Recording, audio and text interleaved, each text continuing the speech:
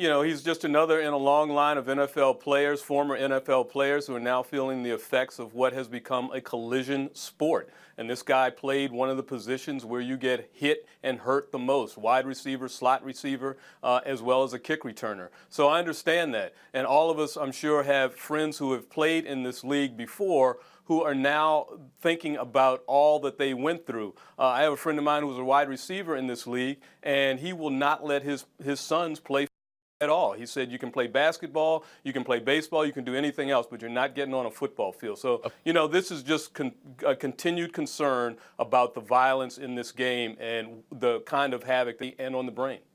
Pablo, when you hear him say there might not be football in 20, 25 years, what do you think? Yeah, I don't necessarily agree with that. Look, I agree with what he said about baseball being a preferable sport, better union, guaranteed salaries, all that's true. I agree with what he said about football being hard to make safe. I think the subconcussive hits can't be legislated out of the game. That's the stuff that also causes head trauma. But in terms of football and its existence, the thing that I think of is still boxing. I think of how the demographic effect may drastically change. People with better alternatives, with more economic opportunities may not flock towards football, like boxing has basically been hollowed out of those suburban kids with money.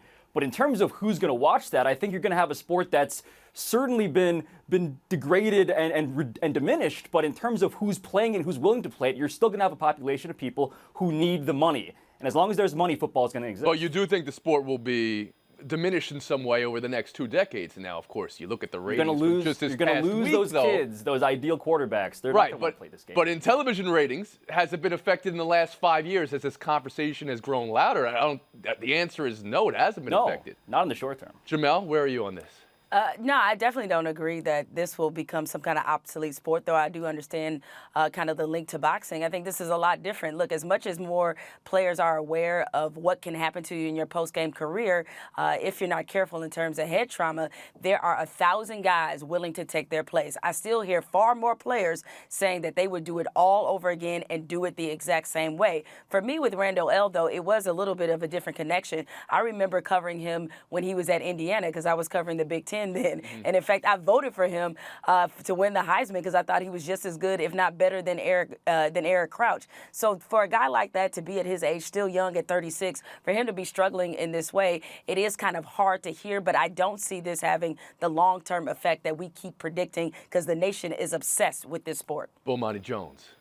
Yeah, the idea that football is going to be gone in 25 years implies that the social significance of football will change to a point where people will stop building their traditions and their lifestyles around football. I don't think that that's going to change. So as long as people have so much tied into their personal existences to football, they'll go watch whoever plays football. Look at bowl game ratings. We will watch anybody play football. Diminishing quality doesn't take us away from that. But I think Jamel touched on what was the most interesting thing about hearing from Randle L. is that he's only 36. Like, we normally hear about these stories from guys when they get into their 50s and later on down the line. It's like a where are they now sort of story. Now we're keeping more touch with players. We are more aware of these issues. And now you hear about a guy 36. 36 is young enough to actually still be playing in the NFL. And he's at this point already. That's the most staggering thing is we're not hearing about like Conrad Dobler or Mike Webster after he's been homeless. We're hearing about Antwaan Randle when it's conceivable that he could still be playing. We're hearing about it from Antwaan Randle, who played in the NFL. We're hearing about guys who never made it to the NFL, played in college, played in high school. Blackistone after the horn.